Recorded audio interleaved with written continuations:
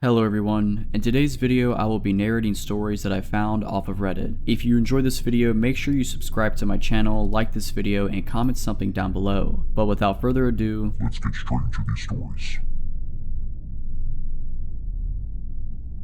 A couple of years ago, I lived in a small apartment in the heart of a bustling city. My street was normally lively, filled with friendly neighbors and familiar faces. But there's one particular night I'll never forget, and it's not for pleasant reasons. I was coming home late from work. It was around 11:30 p.m. and the city was unusually quiet. The only sounds I heard were distant traffic and my footsteps echoing off the pavement. As I was walking to my apartment, I noticed a tall man wearing a worn-out brown coat and a wide-brimmed hat standing near my building's entrance. He seemed to be staring at something, but I couldn't tell what it was. Trying to shake off an uneasy feeling, I continued towards my building. Once I reached the entrance, I glanced over at the man and our eyes met, and he gave me an unsettling smile that sent a chill down my spine. I quickly averted my eyes and entered the building, my heart pounding. I told myself that I was just being paranoid. Maybe he was waiting for someone or had some business in the area, but something in the pit of my stomach told me that something was off. Once inside my apartment, I tried to relax. I made some tea and settled down with a book, but the image of that man's eerie smile lingered in my mind. About an hour later, I heard a noise coming from the hallway. I froze, straining my ears to hear better. It was a faint shuffling sound, like someone dragging their feet. I peered through my peephole but saw nothing. I tried to convince myself that it was just a neighbor coming home late, but the uneasy feeling refused to go away. I double-checked my door's lock and decided to call it a night. As I lay in bed, I heard the noise again. This time, it was more pronounced. I got up, heart racing, and looked through the peephole once more. There he was, the man in the brown coat, standing right outside my door. Panicked, I grabbed my phone and dialed 911, explaining the situation in hushed tones. The operator assured me that officers were on their way. I sat in the dark, phone in hand, listening to the man's shuffling footsteps. It seemed like hours passed before I heard the police arrive. When they got there, the man was gone. The officers searched the building and the surrounding area but found no trace of him. They took my statement, but there wasn't much they could do. Over the following weeks, I kept a watchful eye, always looking over my shoulder, expecting to see the man in the brown coat, but he never returned. I eventually moved out of that apartment, unable to shake the feeling of being watched. The image of that eerie smile and the sound of shuffling feet outside my door still haunt my dreams. What was the man doing there? What did he want? I'll never know, and maybe that's for the best. What I do know is that his presence that night left me with a lingering sense of dread that I've never been able to shake. Months had passed since the incident with the man in the brown coat, but I couldn't shake the fear and anxiety that it had instilled in me. I moved into a new apartment, started a new job, and even adopted a dog for both companionship and protection. His name was Max, a loyal German shepherd who became my shadow. Despite the changes, I was still haunted by the memory. Nightmares would wake me up in a cold sweat, with the echo of shuffling feet in my ears and the image of that haunting smile in my mind. One day, as I was walking Max in my new neighborhood, something caught my eye. It was a glint of metal reflecting the sunlight. I approached, and to my horror, found a worn-out brown coat and a wide-brimmed hat hidden in the bushes. My heart stopped. The memories came flooding back. I hurriedly dialed the local police, who arrived promptly to investigate. The officers took the items and promised to look into it, but something told me that they didn't fully believe my story. After all, there were no witnesses, no evidence linking the coat and hat to my previous encounter. I became even more cautious. Every creak, every shadow, every stranger seemed like a potential threat. Max seemed to sense my anxiety, always alert and watchful. One night, as I was locking up my apartment, Max began to growl at the window. I looked out but saw nothing unusual. Still, his behavior put me on edge. I triple-checked the locks and settled down to watch some TV, Max by my side. Hours later, I was awoken by a soft scratching sound at the door. Max was up, ears perked, eyes fixed on the entrance. My heart was in my throat as I approached the door and peered through the peephole. The corridor was empty. I called the police again, but they found nothing amiss. I knew they were beginning to doubt my sanity, and truth be told, I was beginning to doubt it too. Days turned into weeks, and the anxiety was wearing me down. I decided to consult a therapist to help me deal with the lingering trauma. During our sessions, we explored my feelings of fear and paranoia. Slowly, I began to regain control over my life. The nightmares lessened, the anxiety waned, and I started to feel like myself again. Then, one day, I received a call from the police. They had identified the owner of the brown coat and hat. The man was a known criminal with a history of stalking and harassment. He had been caught in another city, wearing a different coat but carrying a photograph of my old apartment building. Suddenly, everything made sense. My my fears were justified. The man had been real, and he had been watching me. The police assured me that he was in custody and that I was safe, but the fear he instilled in me will never entirely go away. That chapter of my life is closed now, but the memories remain. They serve as a constant reminder to trust my instincts and be vigilant.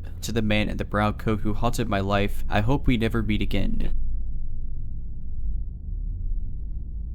When I was 23, I moved to a new city for my first real job after college. It was an exciting but nerve-wracking time for me. I found a small one-bedroom apartment in a nice part of town. The place had character and was relatively affordable. The landlord, Mr. Thompson, was an older man, probably in his late 60 seconds, with a warm smile and friendly demeanor. He lived in the building too and would often stop by to chat or help with any minor repairs. At first, I thought of him as a kind, grandfatherly figure. He would tell me stories about his youth, give advice about the city, and even bring homemade cookies sometimes. However, as weeks turned into months, I began to notice odd behaviors. He would knock on my door at strange hours, offering to fix things that weren't broken. He'd linger outside my window, seemingly watching me. When I'd catch him, he'd quickly scuttle away with a mumbled excuse. At first, I brushed it off as the quirks of an old man, but my gut began telling me that something was off. One evening, I came home to find my front door slightly ajar. Panic welled up inside me, and I carefully pushed the door open. My heart was pounding as I scanned the room, but everything seemed in place. I called Mr. Thompson, who hurried over, concern etched on his face. He checked the apartment, reassuring me that everything was fine. He suggested the door might not have latched properly when I left. Still, the incident left me unnerved. I began to pay more attention to Mr. Thompson's behavior, growing increasingly suspicious. I noticed that he seemed to know things about me that I had never shared, like my daily schedule, my family back home, even my favorite foods. I began to wonder if he was going through my personal belongings. The thought was terrifying, but I had no concrete proof. The idea that the friendly old man I'd grown to trust could be violating my privacy seemed absurd. A few weeks later, I went on a short vacation with some friends. Before leaving, I set up a small hidden camera in my living room, more to ease my mind than anything else. I told myself that I was just being paranoid. When I returned, I immediately checked the footage, not expecting to find anything. I was wrong. The footage showed Mr. Thompson entering my apartment multiple times while I was away. He went through my drawers, examined my personal items, even sniffed my clothes. He sat on my couch, watching my television, eating food from my fridge. I was horrified and disgusted. The friendly facade had hidden something dark and twisted. I confronted Mr. Thompson, anger and fear in my voice. He stammered, trying to come up with excuses, but I was having none of it. I called the police, who arrived to take statements and review the footage. It turns out, I wasn't the first tenant to experience this. Previous renters have reported similar incidents, but there had never been enough evidence to take action. Mr. Thompson was arrested, and I immediately moved out, finding a new place across town. But that wasn't the end of it, not by a long shot. As I was settling into my new home, I received a call from Detective Simmons, the officer handling my case. He informed me that they'd found something chilling during their search of Mr. Thompson's apartment.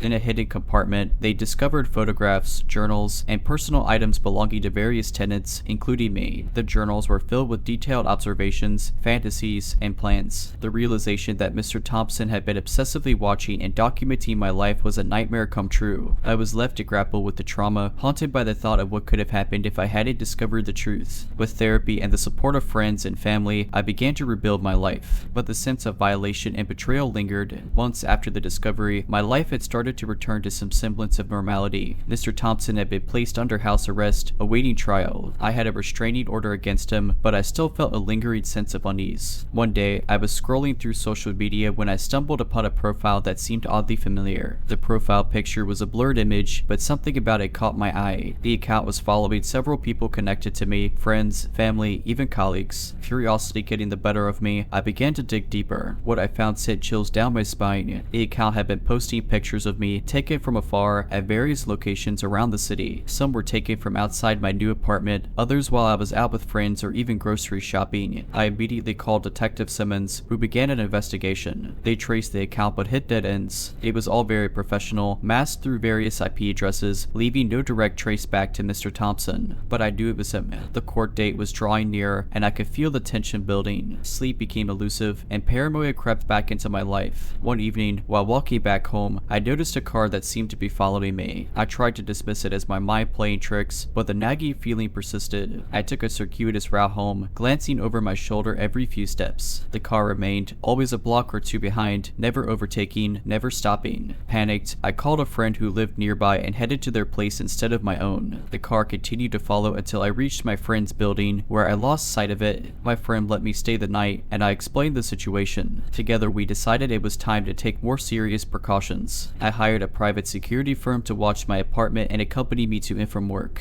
They installed extra security measures, and I felt a small sense of relief. The day of the trial finally arrived, and I faced Mr. Thompson in court. His eyes, once warm and friendly, now looked cold and calculating. He denied everything, his lawyer painting me as an overreactive, paranoid young woman. But the evidence was solid, the hidden camera footage damning. Other former tenants came forward, bolstering my case. Mr. Thompson was found guilty and sentenced to several years in prison. I felt a weight lifted, but the victory was bittersweet. The social media account was shut down, and the stalking seemed to stop. But I knew that it wouldn't truly be over. I moved again, this time to a different city, leaving behind friends and a job I loved. I started fresh, determined not to let the experience define me. Years have passed, and I've built a new life. But the scars remain. Trust doesn't come easily, and I always find myself looking over my shoulder, expecting to see that familiar face or the glint of a camera lens. I often think about the other tenants, those who didn't realize what was happening, and wonder how many lives Mr. Thompson has silently invaded. I share this story now as a warning and a reminder. Always trust your instincts. If something feels off, it probably is. To Mr. Thompson, the landlord who turned my life into a living nightmare, let's never meet again.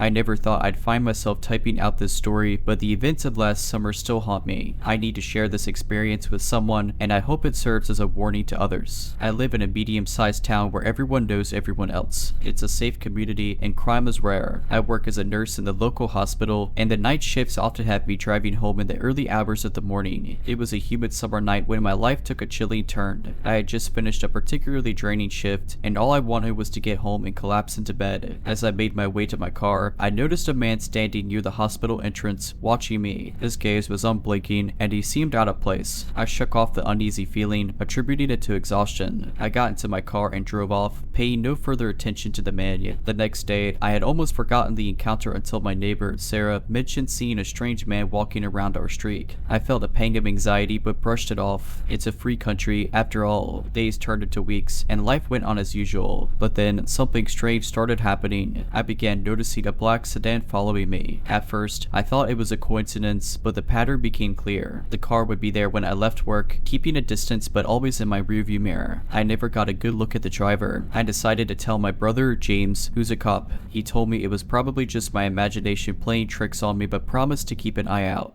One evening, as I was heading home, the black sedan was there again. Panic set in, and I decided to drive to the police station instead of going home. The car followed me all the way but abruptly turned away as I pulled into the station. I reported the incident, and the police took it seriously. They sent a patrol car to follow me home that night, but the black sedan was nowhere to be seen. Weeks passed without any incident, and I started to feel silly for being so paranoid. Maybe it was just my imagination. Then one night, everything changed. I arrived home after a long shift, feeling utterly drained. As I approached my front door, I noticed it was slightly ajar. My heart dropped into my stomach, and I immediately called the police. They arrived quickly and searched the house. There was no sign of forced entry, but my bedroom was a mess. Clothes were thrown everywhere, drawers were open, and personal belongings were scattered. Nothing was missing, except for some photographs of me. The police took the incident seriously and started an investigation. They advised me to stay with family, but I couldn't leave my home. I had worked hard for it, and I wouldn't be chased away. I installed a security system, adopted a large dog named Max, and took self-defense classes. But the fear was always there, lurking in the back of my mind. Weeks turned into months without any new incidents, and life began to return to normal. Then, one day, I received a letter in the mail. No return address, just my name written in shaky handwriting. Inside was a single photograph of me taken from outside my bedroom window. On the back, written in the same shaky handwriting, were the words, "I'm still watching you." The police were called again, and this time they managed to find some fingerprints on the envelope.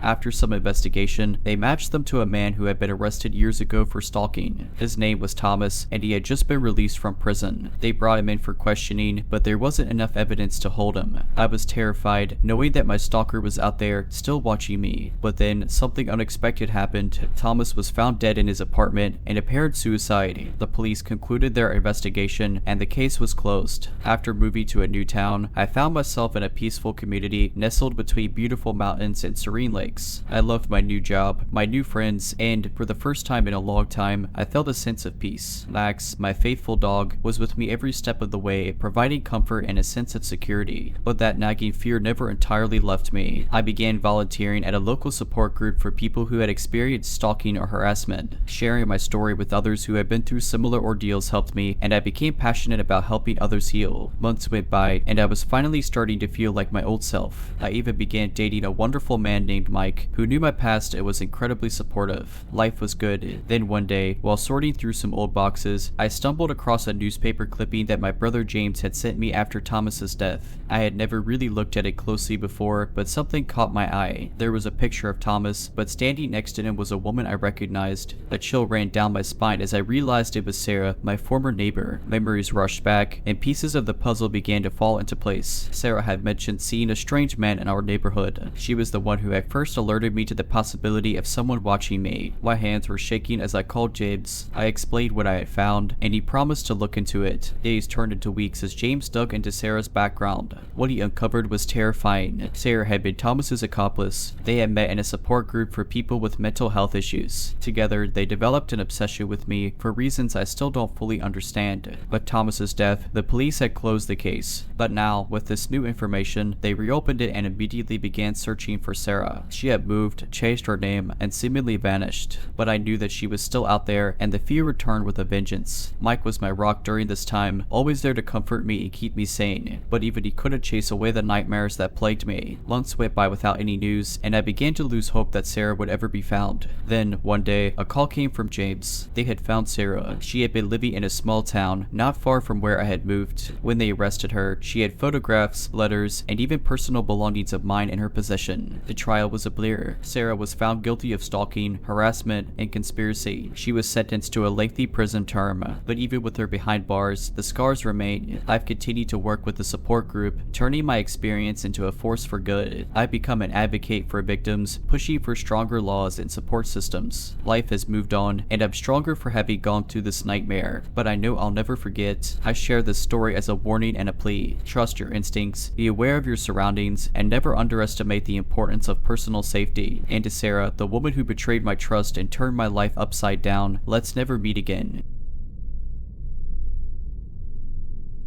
So, this happened a couple of years ago, and I've only just found the courage to write about it. It's something that has haunted me since, and I thought sharing might help me cope. I had just moved to a new city, and I was living alone for the first time. My apartment was located in a reasonably good area, but being new, I didn't know anyone. A month or so into my new life, I began to notice some odd occurrences. It started with small things. Sometimes I would come home to find my curtains drawn when I was sure I had left them open, or lights turned off that I had left on. I brushed it off as being forgetful or the work of my landlord who perhaps entered the apartment while I was at work. A few weeks later, it escalated. I found a picture frame on my bedside table face down. It contained a photograph of my family. This sent a chill down my spine, but again, I rationalized it as maybe the wind knocking it over or something equally benign. Then, the letters started to arrive. The first letter was a simple, "Hi, welcome to the neighborhood." It was unsigned and written in what looked like a child's handwriting. I figured it was a neighbor trying to be friendly and thought little of it. The next letter, however, was not so innocent. "I hope you like living here. I'm watching you." My heart stopped when I read those words. I immediately checked all the locks on my doors and windows. Nothing seemed out of place. I began to keep my curtains closed and double-checked everything before leaving my apartment. A week went by and another letter arrived. This one was even more disturbing. "You look beautiful in that blue dress today." That was the exact dress I'd worn to work that day. I felt a cold shiver run down my spine, realizing that this was not a random occurrence. Someone was watching me. I immediately contacted the police, who took my statement and advised me to keep a record of anything strange. They said they would patrol the area more frequently, but there wasn't much else they could do without more evidence. Days turned into weeks, and the letters continued. They grew more and more personal, describing what I had done during the day, what I had eaten, and even what I had watched on TV. I felt trapped, constantly looking over my shoulder, jumping at every sound. One night, I woke up to the sound of tapping on my window. My heart pounded in my chest as I crept towards the noise. I peeked through the curtains and saw a shadowy figure standing outside, looking up at my window. I screamed and called the police, who arrived within minutes. They searched the area but found nothing. No evidence, no footprints, nothing. I was losing sleep, becoming paranoid, and feeling like I was losing my mind. A few days later, I received a package. Inside was a lock of my hair and a note. I could be closer if I wanted. Be thankful I'm not. I broke down, terrified for my life. The police took the package as evidence, and finally they had something tangible to work with. After an exhaustive investigation, they discovered that a man living in my building had been stalking me. He had access to the building's security cameras and had been following me for months, watching my every move. The man was arrested and charged with stalking and harassment.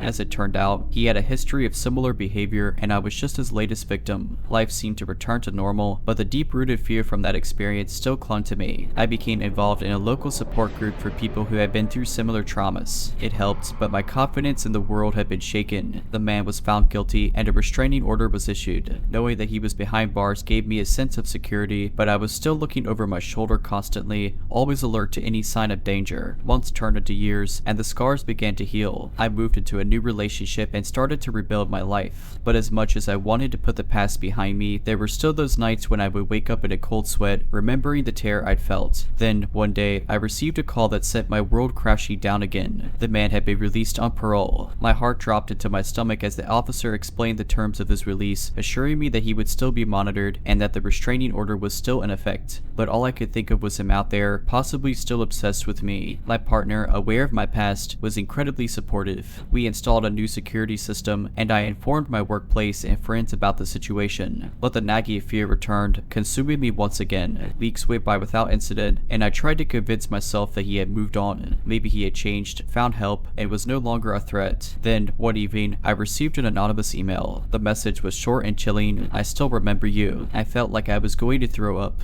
My hands trembled as I showed the email to my partner. We contacted the police immediately, but without concrete proof that it was him, there wasn't much they could do. I changed my email address, deleted my social media profiles, and once again became a prisoner to my fear. Days turned into weeks, and nothing else happened, but the damage was done. I felt his presence in every shadow, saw his face in every crowd. The life I had rebuilt was unraveling once more. I decided to take control of the situation. I hired a private investigator to watch him to ensure that he wasn't violating the restraining order. The information came back clear. He had a job, was attending therapy, and seemed to be leading a normal life. But I knew better. One night, after months of restless anxiety, I made a decision. I couldn't live like this anymore. I packed my bags, sat down with my partner, and explained that I needed to leave. I needed a fresh start, far away from the city that held so many painful memories. He understood and supported me, promising to visit and keep our relationship alive. I moved across the country, found a new job, and began to rebuild once more. Slowly but surely, the fear began to subside, replaced by a newfound determination to live my life on my terms. Years have passed since then, and I have found peace at last, but the lessons from that time still shape who I am today. I've become an advocate for stalking victims, using my story to help others. I write this not as a victim, but as a survivor, and to anyone who finds themselves in a situation like mine, know this: you are stronger than you think, and you are never alone. As for the man who once stalked me, I hope you found the help you needed, and wherever you are, let's never meet again.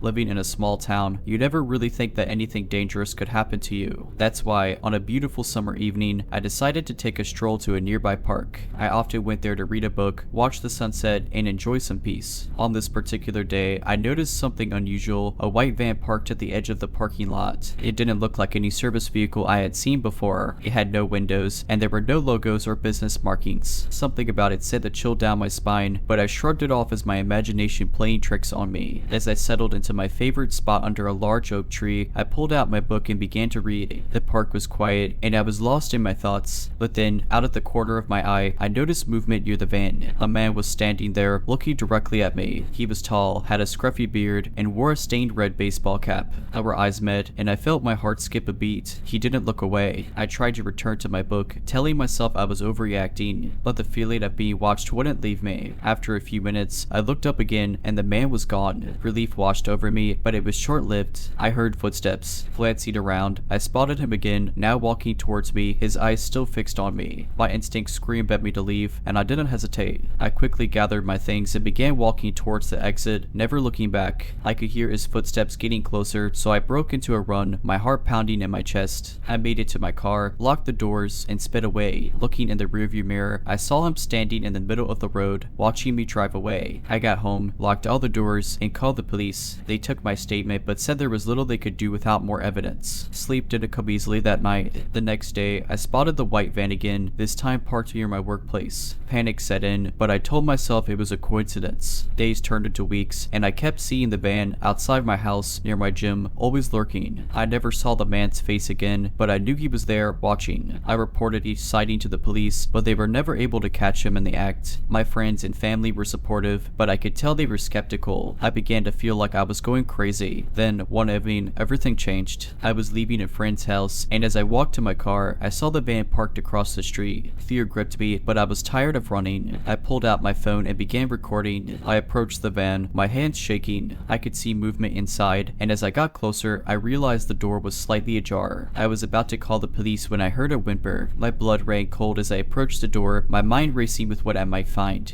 The whimper turned into a cry, and I knew I had to act. I pulled open the door and was met with a sight that will haunt me forever. Inside were several children, bound and gagged, their eyes wide with terror. I immediately called 911, my voice trembling as I described what I had found. The operator told me to stay put, but I knew I had to get those children to safety. I quickly untied them and led them to my car, all the while looking over my shoulder for the man. The police arrived within minutes, and the children were taken to safety. An investigation was launched, and the man was eventually caught. He was part of a human trafficking ring that had been operating in the area for years. I was hailed as a hero, but I didn't feel like one. The trauma of what I had experienced and what I had seen stayed with me. I moved away from that town, needing a fresh start, but I know I'll never forget what happened. I'll never forget those children's faces, the terror in their eyes, or the man who stalked me. Months had passed since the harrowing encounter with the man in the red baseball cap, and I had settled into my new life in a different town. I was seeing a therapist to help deal with the trauma, and things were starting to feel normal again. But deep down, I knew I couldn't just move on. The experience had changed me, awakened something in me that I couldn't ignore. I became involved in advocacy work, volunteering with organizations dedicated to combating human trafficking. I shared my story at seminars and workshops, hoping to raise awareness about this heinous crime that lurked in the shadows of our communities. One day, I was approached by a detective named Sarah who was working on human trafficking cases. She had heard my story and wanted my help. At first, I was hesitant. The memories were still fresh, and the idea of getting involved in a real investigation terrified me. But Sarah was persistent, and I realized that I had a unique perspective that could make a difference. I agreed to help. Working with Sarah, I began to understand the depth and complexity of the problem. It was more widespread than I had ever imagined, and it was happening right under our noses. We focused on a particular case that had been troubling the local police for months. Girls were going missing, and there were few leads. The only connection was a series of mysterious social media accounts that lured young women with promises of modeling contracts or lucrative jobs. I immersed myself in the online world, trying to understand how these predators operated. It was a dark and disturbing journey, and I often felt overwhelmed by the sheer depravity I encountered. But I kept going, driven by a determination to make a difference. After weeks of painstaking research and analysis, we began to see a pattern. We identified several key players who were part of an organized ring. They were using sophisticated methods to target vulnerable young women, lure them in, and then exploit them. With this information, the police were able to launch a sting operation. I was involved every step of the way, working closely with Sarah and her team. The day of the operation was nerve-wracking. We had one chance to catch these criminals in the act, and the stakes were high. As the hours ticked by, I watched from a surveillance van, my heart pounding in my chest. The tension was palpable, and I couldn't help but think about the girls whose lives were on the line. Finally, the moment came. The police swooped in, arresting several key members of the ring. The operation was a success, and I felt a surge of triumph mixed with relief. In the following weeks, the full extent of the operation was revealed. Dozens of girls were rescued, and a network of traffickers was dismantled. I knew that our work was just a small victory in a much larger battle, but it felt like a step in the right direction. The experience strengthened my resolve to continue fighting against human trafficking. I knew that I had a role to play, and I was committed to doing everything I could to make a difference. I also realized that healing was possible. By facing my fears and channeling them into something positive, I have found a way to move forward. So to anyone who finds themselves in a dark place, know that there is hope. There is a way out, and you are stronger than you think. To the man in the red baseball baseball cap and all those like him know that there are people out there who won't stop fighting. We won't back down, and we won't be silenced. Let's never meet again.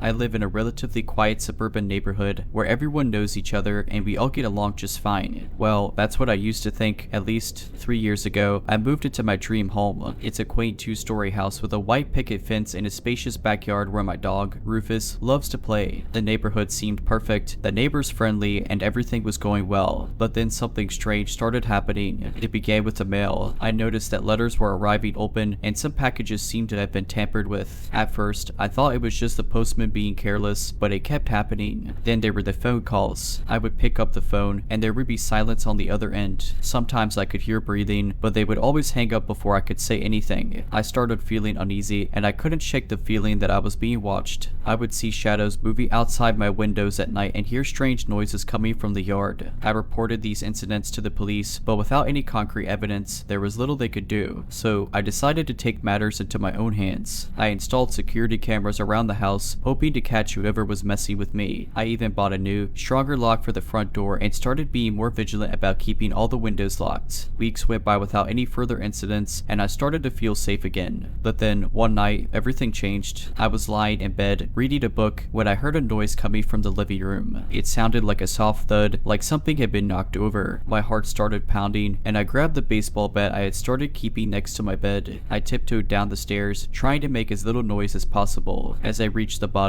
I could see that the front door was slightly ajar. I felt a chill run down my spine as I realized someone had been inside my house. I quickly searched the rooms, but there was no one there. Nothing seemed to be missing, but I knew something was off. I immediately called the police, who came and searched the house as well. They found nothing but promised to keep a closer eye on my property. The next day, I reviewed the footage from the security cameras, and what I saw made my blood run cold. There, clear as day, was a man I had never seen before, wearing a hooded sweatshirt and gloves, lurking around my house. He had been watching me through the windows, and then he had tried the front door. Finding it unlocked, he had entered. He spent less than a minute inside, glancing around the living room before leaving the way he came. I handed the footage over to the police, who finally had something concrete to go on. The investigation led them to a man living just 2 streets away from me. This house was filled with pictures of me, my family, and even my dog. There were notes detailing my daily routine, my habits, and my likes and dislikes. It turns out, he had become obsessed with me after seeing me at a local grocery store. He had been stalking me for months, watching my every move, learning everything he could about me. The police arrested him, and he was charged with stalking, breaking and entering, and harassment. He pleaded guilty and was sentenced to several years in prison. Life slowly began to return to normal after the stalker was arrested. I was still on edge, but knowing he was behind bars helped me feel a bit more secure. My friends and family were incredibly supportive, and Rufus, my loyal dog, never left my side. However, I wasn't quite ready to let my guard down completely. I continued to double check the locks and monitor the security cameras regularly. About 6 months after the incident, I received a letter in the mail. It was a formal notice informing me that the stalker had escaped from prison. My heart stopped. All the fears and anxieties that I had been working so hard to overcome came rushing back. The police were on high alert, conducting a manhunt for the escapee, but he was nowhere to be found. They stationed an officer outside my house and advised me to stay with friends or family. I decided to go stay with my sister in a neighboring town. I didn't want to take any chances. Days turned into weeks, and there was still no sign of the man. I followed the news closely, hoping for an update, but all I found were stories about other escaped convicts and criminals. I felt trapped, like a prisoner in my own life. I knew I couldn't hide forever, but the thought of returning home terrified me. Finally, after 2 agonizing months, I received a call from Detective Simmons, the officer in charge of my case. They had found the man. He had been hiding in a secluded cabin in the woods, just a few miles from my house. Inside, they found more pictures of me and detailed plans for his next move. It was clear he had intended to come after me again. The relief I felt was indescribable. I could finally breathe again. I could finally go home. I returned to my house, accompanied by friends, and started the process of reclaiming my life. It wasn't easy, and the memories of what had happened still haunted me, but I was determined to move on. I became involved in support groups for stalking victims, sharing my story, and helping others who had gone through similar experiences. I realized that I wasn't alone, and that by speaking out, I could make a difference. I also made changes to my home, adding more security measures, and even adopted another dog, a protective German Shepherd named Max, to keep Rufus company. Slowly but surely, I began to feel safe again. Looking back, I could see how much I've grown and changed as a result of this terrifying ordeal. I've become stronger, more resilient, resilient, and more aware of the world around me. I've learned to trust my instincts, to take action, and to never underestimate the importance of personal safety. But most of all, I've learned that even in our darkest moments, we have the power to overcome, to heal, and to rebuild our lives. So to anyone out there who's struggling with fear or trauma, know that you're not alone. Reach out for help, trust in yourself, and never give up.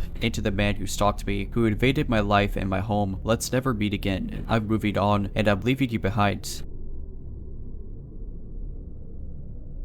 I've always enjoyed walking through the park in the evenings. The way the trees would catch the light of the setting sun and the distant laughter of kids playing always filled me with a sense of peace. That is until one summer evening, something happened that I'll never forget. It started as a regular walk through my local park, a big open space filled with trees and small walking trails in the suburbs. On that day, I decided to explore a path I'd never been down before. I figured it would be a nice change of pace, and besides, I was in the mood for some adventure. I started down the narrow trail, flanked by tall, whispering trees. The path was less maintained, with overgrown grass and bushes scratching at my legs. The deeper I went, the quieter it became, the only sound being my footsteps on the worn path. I was about halfway down the trail when I heard something that sent a chill down my spine, a faint rustling in the bushes behind me. I paused and turned, scanning the trees, but saw nothing. It must be a squirrel or a bird, I told myself, and continued on my way. But the rustling persisted, always seeming to be just a few steps behind me. It grew louder and more deliberate, and a sinking feeling settled in my stomach. Something was wrong. I quickened my pace and pulled out my phone, ready to call someone if necessary. My heart was pounding in my chest, and every instinct told me to run, but I forced myself to stay calm. The rustling grew closer, and I knew that I was not alone. I made it to the end of the trail, which opened into a small clearing. I glanced behind me one more time, and that's when I saw him, a man dressed in tattered clothing, his face obscured by a hood. He was lurking at the edge of the trail, watching me. His eyes, pale and wild, were fixed on me, and they filled me with an indescribable terror. I've never run so fast in my life. I sprinted back down the path, not daring to look back, all the while hearing his footsteps chasing after me. My mind was racing, adrenaline pumping through my veins. I knew I needed to find a way out, to get back to the main park area where people would be. The man's footsteps were relentless, always just a few steps behind me. I could hear his heavy breathing and feel his presence like a dark shadow. Finally, I saw the familiar trail that led back to the park.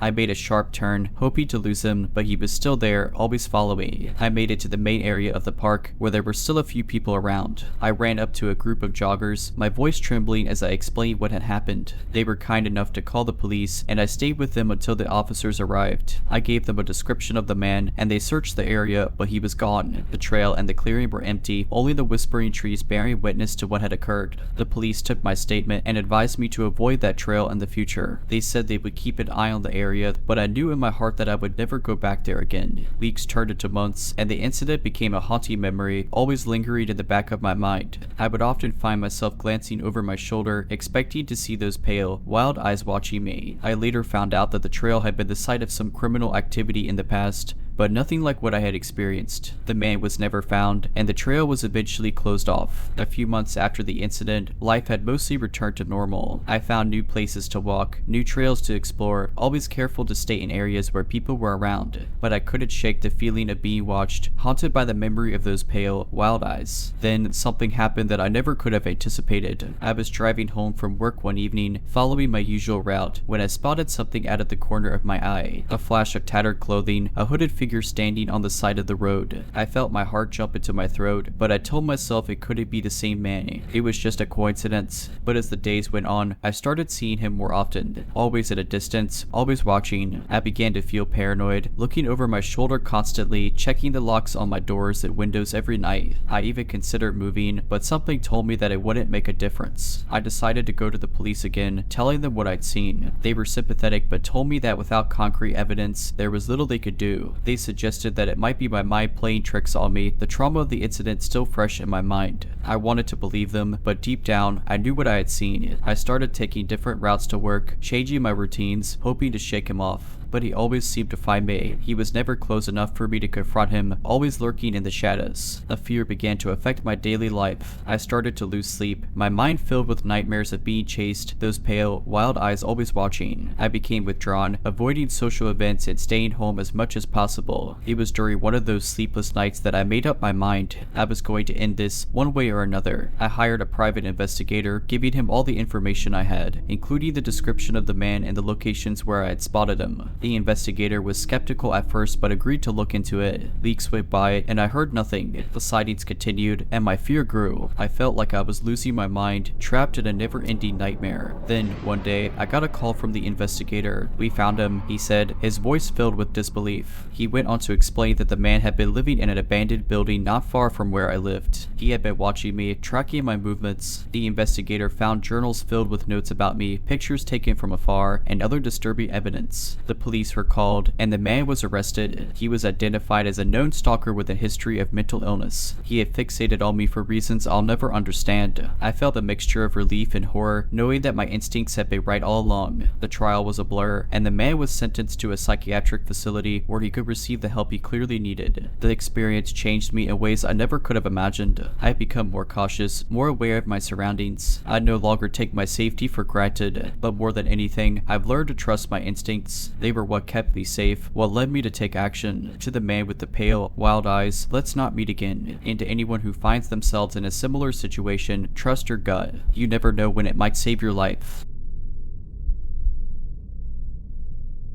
It was the summer after my sophomore year of college when I took a job as a delivery driver for a local pizza place. The job was simple: take orders, load up my car, and drop off the food. I figured it would be easy money, but there was one delivery that changed everything. It started on a regular Friday night. The place was buzzy with calls, and the ovens were working overtime. Around 8:30 p.m., an order came in for a delivery to the outskirts of town, an area I wasn't very familiar with. The instructions were specific: leave the pizza at the back door, ring bell 3 times, cash under the mat. Strange, I thought, but nothing too out of the ordinary. I took down the address, grabbed the order, and headed out into the night. My old car's headlights illuminated the dark roads as I made my way to the edge of town, guided by my GPS. The house was nestled at the end of a long, winding driveway, surrounded by overgrown trees and bushes. The whole place had a neglected look about it, with peeling paint and windows that were too dark to see through. I parked my car and grabbed the pizzas, my mind on the cash tip waiting for me under the mat. As I approached the back door, I noticed how quiet it was. There were no lights on in the house, no sounds of people inside, just the distant chirping of crickets and the rustling of the wind. I placed the pizza boxes by the back door as instructed and rang the bell 3 times. As I reached under the mat for the money, something caught my eye. A glimmer of light from a window, a shadow moving inside. I froze, a chill running down my spine. Who was watching me? I grabbed the cash and hurried back to my car, my heart pounding in my chest. As I pulled out of the driveway, I glanced back at the house one more time. The front door was open. I didn't waste any time getting back to the pizza place, my mind racing with questions. Who lived there? Why did they want the delivery at the back door? And what was that shadow? When I got back, I told my manager about the strange delivery. He laughed it off, telling me I was letting my imagination get the best of me, but I couldn't shake the feeling that something was off. Over the next few weeks, I continued my regular deliveries, trying to forget about that night. But then, the call started. At first, they were just hang-ups. I'd answer the phone, hear a breath on the other end, and then silence. But they grew more frequent, always coming from the same number. Then, one night, the caller spoke. 3 rings. Back door. You know where. The voice was low, raspy, almost a whisper. I felt a shiver run down my spine. Who is this? I demanded, but the line went dead. I looked up the number, and my blood ran cold. It was the same address as the strange delivery. I told my manager about the call, but again, he brushed it off. Just a prank, he said, but I couldn't shake the feeling that it was something more. Days turned into weeks, and the calls continued. Always the same message, always the same voice. 3 rings. Back door. You know where. I started to feel like I was being watched. I'd catch glimpses of shadows in the rearview mirror, hear footsteps behind me when I was out on deliveries. I became paranoid, always looking over my shoulder, jumping at the slightest sound. One night, I was closing up the shop, locking the doors, and turning off the lights when I heard it. A ring, then another, then a third. My heart stopped. I looked out the window, and there, standing by the back door, was a figure. Tall, hooded, obscured by shadows. 3 rings. Back door. You know where. I don't remember how I got home that night. All I remember is the terror, the certainty that I was in danger. I quit the job the next day, unable to shake the fear that had taken hold of me. I moved to a different town, changed my number, and tried to start fresh. Months after leaving the town and the job behind, I found myself settling into a new routine, living in a new place, and making new friends. The nightmares were less frequent, and the memories of that summer began to fade into the background. But something about it still nagged at me, the voice, the The shadow, the rings, they were all connected somehow, and I couldn't shake the feeling that I was missing something. One day, while browsing online, I stumbled across a news story that made my blood run cold. A house on the outskirts of my old town had burned down. Firefighters had discovered the charred remains of an old man inside. The report said he was a recluse, rarely seen by neighbors, living alone in the decaying house. It was the same house I delivered the pizza to. I felt a chill run down my spine as I read further. The investigators had found something strange in the wreckage, a room filled with photographs, maps, and notes. All of them were of me. The realization hit me like a punch to the gut. The man had been stalking me, watching my every move, tracking my routines, even calling me to taunt me with his cryptic messages. I couldn't breathe, couldn't think. All I could see were those pale, wild eyes watching me from the shadows. The article went on to say that the fire had been ruled an accident, but something about it didn't sit right with me. The timing, the location, the eerie connection to my own experiences, it all pointed to something more sinister. I began to dig deeper, scouring online records and newspaper archives, driven by a need to understand what had really happened. What I found was a dark web of secrets, lies, and obsession. The man had been a notorious criminal in his younger days, known for stalking and terrorizing his victims before striking. He'd been caught and imprisoned but had been released on parole years before I'd ever set foot in that town. The more I learned, the more horrified I became. His obsession with me had been no accident. He'd chosen me, targeted me for reasons I'll never truly understand. His notes were filled with twisted fantasies, plans for what he wanted to do to me. The calls, the rings, the shadow in the window, they were all part of his game, a way to draw me into his web. The fire, I realized, had been no accident. It had been a cover-up, a way to erase the evidence of his obsession. I went to the police with what I'd found, but they were skeptical. The fire had been ruled an accident, they said, and the case was closed. But I knew the truth. I knew what the man had planned, what he'd wanted to do to me. I've moved on since then, building a new life in a new place, far away from the memories of that summer. But I'll never forget the fear, the terror, the knowledge that I'd been targeted by a madman. I still find myself looking over my shoulder, still hear the ring of the bell in my ears. 3 rings, that door, you know where. To the man who stalked me, who planned to make me his victim, let's not meet again. And to anyone who reads this, trust your instincts. If something feels off, if you feel like you're being watched, don't brush it off. You never know when it might save your life. I've always considered myself observant, someone who notices little details. But it wasn't until I experienced a series of unsettling events that I realized just how much those details can matter. It began with a job relocation that brought me to a new city. As an introverted single woman in my late 20s, I was anxious but excited about starting fresh in an unfamiliar place. I found a charming 1-bedroom apartment in a historic building. The landlord seemed pleasant enough, a middle-aged man who lived on the first floor. He assured me the neighborhood was safe and the tenants were quiet, which sounded perfect to me. Things were normal for the first few weeks. I settled into my new job, explored the city, and began to feel more at home. That was until I noticed something odd about my next door neighbor. I'd see him in passing, usually in the evening when I got home from work. He was tall and thin, with a scruffy beard and glasses that seemed too big for his face. He always carried a green backpack, and he seemed to be watching me. At first, I brushed it off as simple curiosity. Maybe he was just interested in the new neighbor. But as the days went on, I couldn't shake the feeling that something was off. I'd find him standing in the hallway when I left for work, his eyes fixed on my door as if waiting for me to come out. Once, I even caught him peeking through my living room window. It made me uneasy, but I didn't want to jump to conclusions. Perhaps he was just socially awkward or lonely. But then things took a darker turn. I started receiving anonymous letters in my mailbox. They were filled with disturbing messages, describing what I was wearing, what I was doing, even what I was eating. At first, I thought it was a sick joke, but when the letters continued, each one more detailed and invasive than the last, I knew it was something more. I went to my landlord, hoping he could help. I showed him the letters, explained my concerns about my neighbor, but he just shrugged it off, saying the man had lived there for years and had never caused any trouble. Frustrated and scared, I decided to take matters into my own hands. I installed a peephole in my door, started keeping my windows closed and blinds drawn, and began carrying pepper spray with me at all times. The letters continued, each one more chilling than the last. They were filled with thinly veiled threats, allusions to violence, and a growing obsession with me. I considered going to the police, but without concrete evidence, I worried they wouldn't take me seriously. Weeks turned into months, and the fear grew. I was constantly on edge, looking over my shoulder, listening for footsteps behind me. My life became consumed by the terror of what might happen if my neighbor decided to act on his twisted fantasies. Then, one night, it all came to a head. I was coming home late from work, my mind on a project I'd been struggling with. As I turned the key in my door, I noticed something out at the corner of my eye. The green backpack.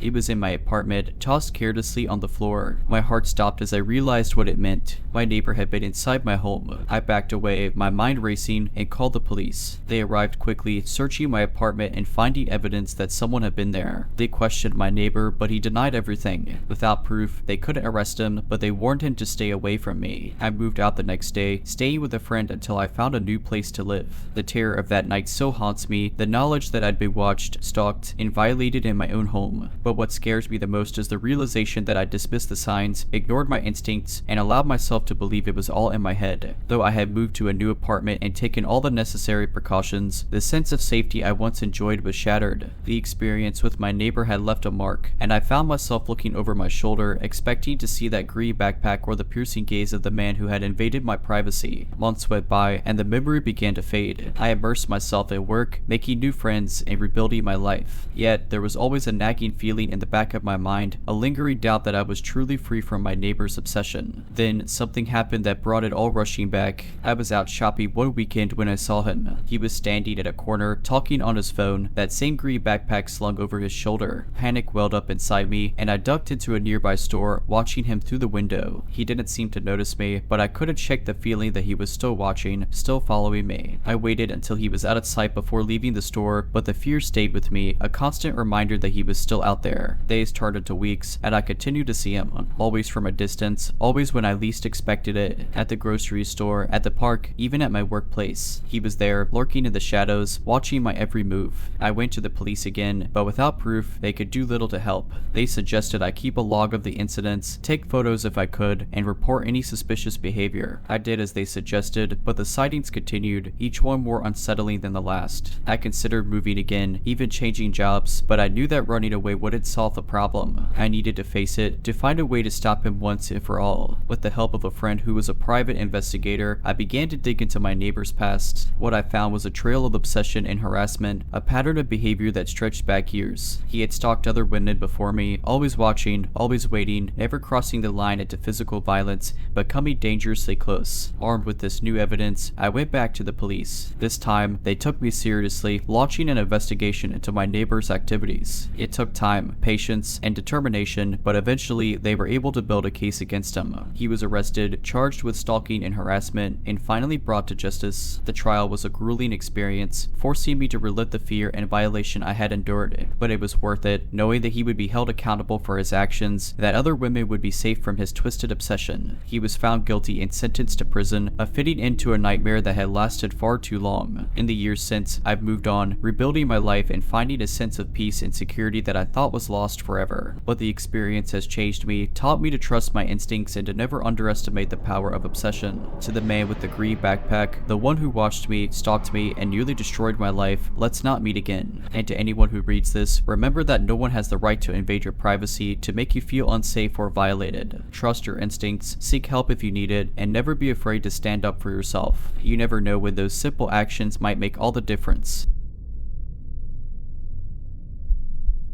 I recently graduated college and landed a job in a small coastal town. I rented a quaint little house that sat on a quiet street lined with tall oaks. The rent was cheap, the landlord was friendly, and the sea was only a stone's throw away. It seemed like a dream. About a month after moving in, I started to notice a pattern. Every Thursday, around 10 p.m., I'd hear a car idling outside my house. It was distant, never loud enough to be alarming, but consistent enough to catch my attention. At first, I thought it was just a neighbor arriving home late, but the sound would linger, sometimes for hours. I'd lie in bed, listening to the gentle hum of the engine, and a feeling of unease would grow. One Thursday, curiosity got the best of me, and I decided to take a look. I peeked through the blinds and saw a black sedan parked across the street. The windows were tinted, and I couldn't make out the driver. I remember feeling a chill. Something about that car didn't seem right. The next day, I mentioned it to a co-worker, expecting him to laugh it off. Instead, he grew serious and said, "You should report it to the police. We've had some burglaries around town recently." I felt silly calling the police over a parked car, but I followed his advice. The officer I spoke to said they'd send a patrol car to check it out the next Thursday, but the car didn't return that week, or the week after, or the one after that. I started to think I'd overreacted, that maybe it was just a coincidence. Fast forward a few months, and I had all but forgotten about the mysterious sedan. That was until I returned home one evening to find my front door ajar. Panic set in, and I called the police. I waited in my car as they searched my house. Nothing was missing, but they found evidence that someone had been inside. inside. They asked about the black sedan, but I hadn't heard or seen it in weeks. I was rattled, and the police suggested I stay with a friend for a few nights. I followed their advice, and a coworker kindly offered his couch. A week passed, and I started to feel safe again. That's when the phone calls began. The first call came on a Thursday. I picked up, and there was silence on the other end. Thinking it was a wrong number, I hung up,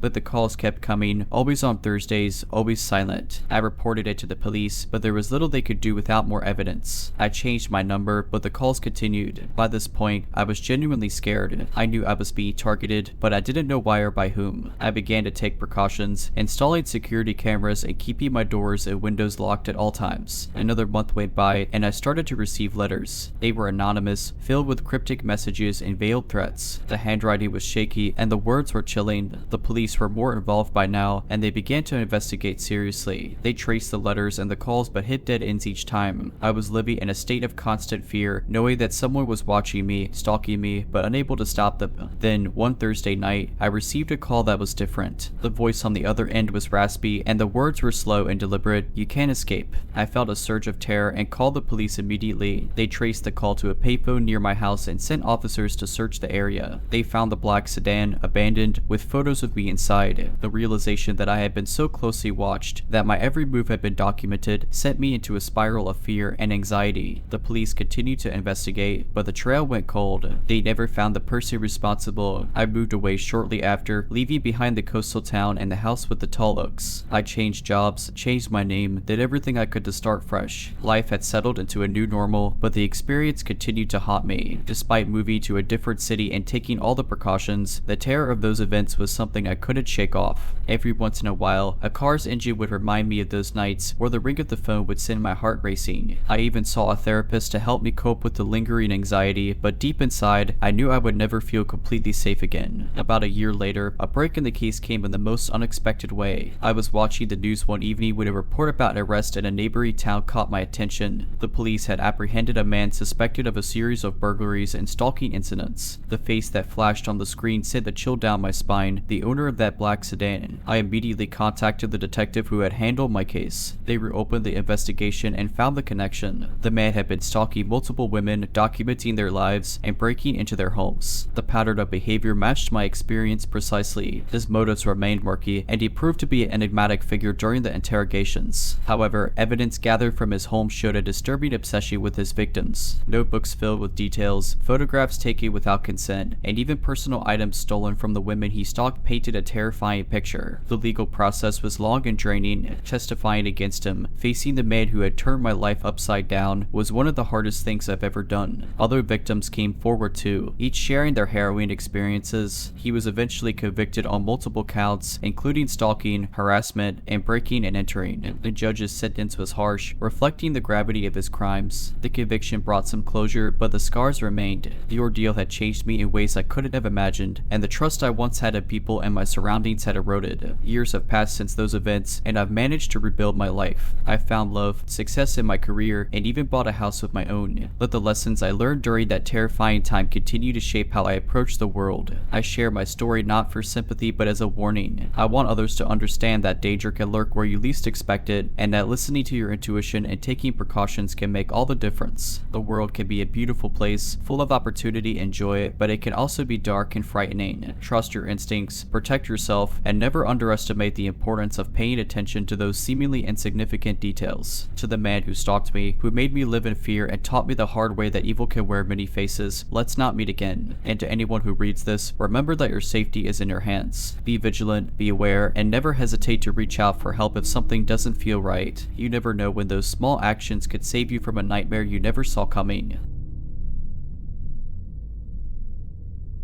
A couple of years ago, I was living in a small town that was a blend of suburban and rural environments. The people were friendly, but like any place, it had its quirks and stories that the townsfolk liked to share. There was this one particular street that was always spoken of in hushed tones. Evergreen Lane. Evergreen Lane was an old, windy road flanked by thick woods on either side. Some houses were scattered along the stretch, each one seemingly older and more worn than the last. People said it was haunted or cursed, but most dismissed those stories as mere urban legends. I didn't believe in those stories either, not not till one chilly evening. I was driving home from work, tired and just wanting to get into my warm bed. My usual route was closed due to construction, so the detour took me through Evergreen Lane. It was dark, and the thick trees seemed to swallow up the beams of my headlights. Halfway down the road, my car sputtered and died. I tried not to panic. I told myself it was just a coincidence, not some curse of Evergreen Lane. My cell phone had no signal, which was common in this secluded area. The only solution was to walk to the nearest house and ask for help. I began my trek down the dark, lonely road, every noise amplifying my growing unease. Then, in the distance, I saw a dim light from a window. It was a house, old and seemingly abandoned, but the light was a welcoming beacon. As I approached the house, I noticed that the light was coming from a candle in the window. The door was slightly ajar. My gut told me something was off, but the cold and my desperation pushed me forward. I knocked softly and called out, "Hello, my car broke down and I need some help.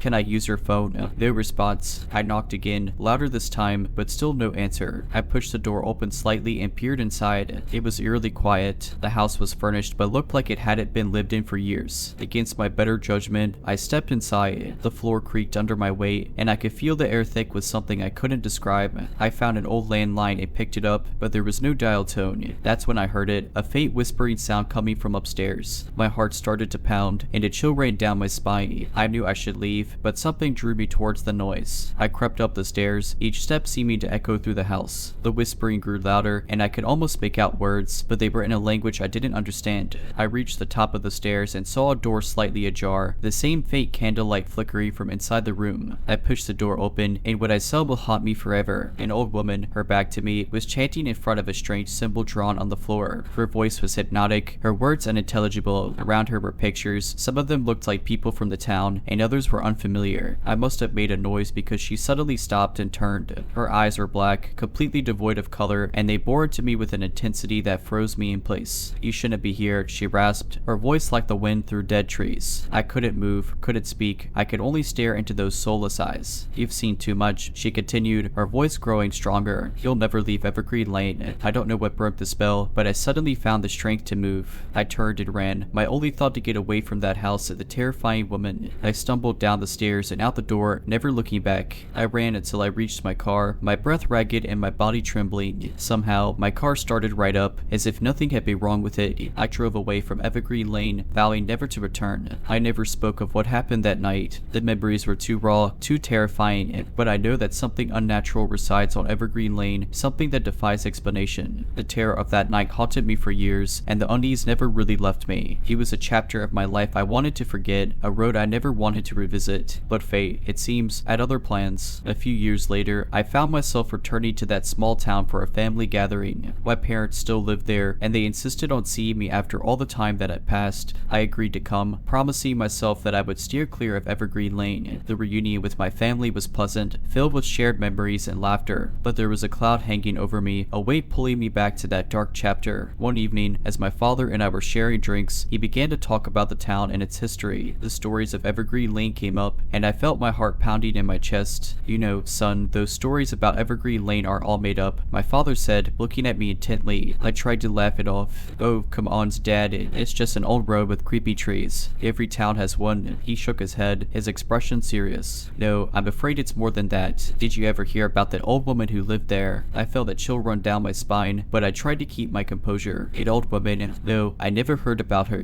My father leaned closer, his voice dropping to a whisper. "She was a witch, or at least that's what they say. Some people in town claim to have seen her perform dark rituals, connecting her to the other side. She vanished one day, and no one knows what happened to her." My blood ran cold, and images from that night flooded back to me. I knew he was talking about the same woman, the same house. "Dad," I finally said, my voice trembling, "I think I've seen her." He looked at me, his eyes wide. "What do you mean?" I hesitated, knowing how crazy it would sound, but I had to tell him. I recounted the whole story, leaving nothing out. My father listened in silence, his face pale. When I finished, he looked at me, his eyes filled with fear and disbelief. "Son, we need to find out what's going on there. That house, that woman, it's all connected to something much darker." Despite my terror, I knew he was right. The mystery of Evergreen Lane was calling me back, and I couldn't ignore it. The next day, armed with flashlights and a determination to uncover the truth, my father and I set out for Evergreen Lane. The road was just as I remembered, dark and foreboding. The trees seemed to reach out to us, their branches like gnarled fingers. As we approached the house, I felt the same sense of dread that I had felt years ago. But this time, I was not alone.